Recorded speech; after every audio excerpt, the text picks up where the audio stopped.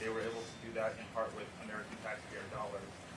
As president, what would you do to make sure that foreign aid is not going to countries like Azerbaijan that are ethnically cleansing Christians?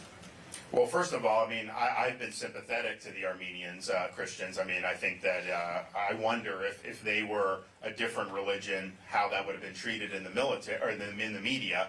And so I'm definitely with you on that. Look, your tax dollars should only be used if it benefits you as Americans. So things like the United Nations, we're going to defund the United Nations. It is a total farce what is going on there. You basically have, they wouldn't even condemn Hamas throwing babies in ovens, brutally raping women, and they had Iran on the Human Rights Council. I mean, it's such a farce. And the anti-Semitism that animates the United Nations, I think it's a laughingstock.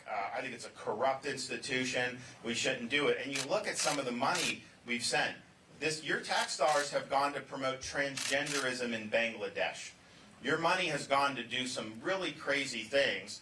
But part of the thing is, how do you actually do it? Like, fine, I'm not going to put that in my budget or whatever. But Congress slips this stuff in. There may be a big spending bill that's got a lot of stuff maybe you want, right? How do you deal? I think we need structural reform to actually make sure that this stuff doesn't keep happening. And that involves a number of things. One, term limits for members of Congress we need. They develop their fiefdoms, they stay for 40 years and nothing changes. Second, a balanced budget requirement like we have in states where these guys can't just put it all on the credit card. They actually have to make choices. But also, I have this power as governor of Florida, a line item veto for the president. That would solve so much because they put a bill on your desk. If there's money going to a country that hates us, you just veto that right out.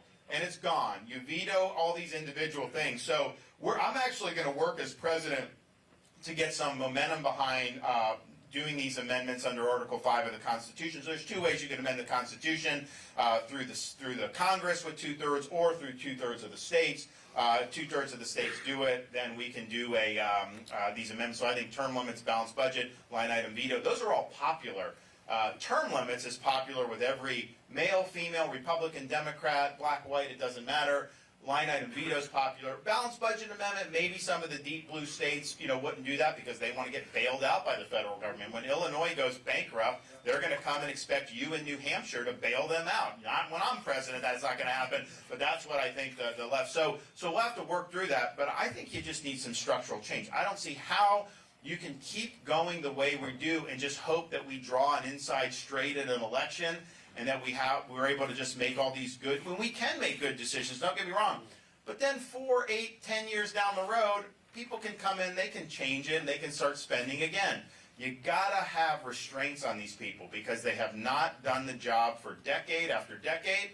And we need to make sure that they're respecting the American peoples and taxpayers. So we're gonna work on that. Yes, ma'am.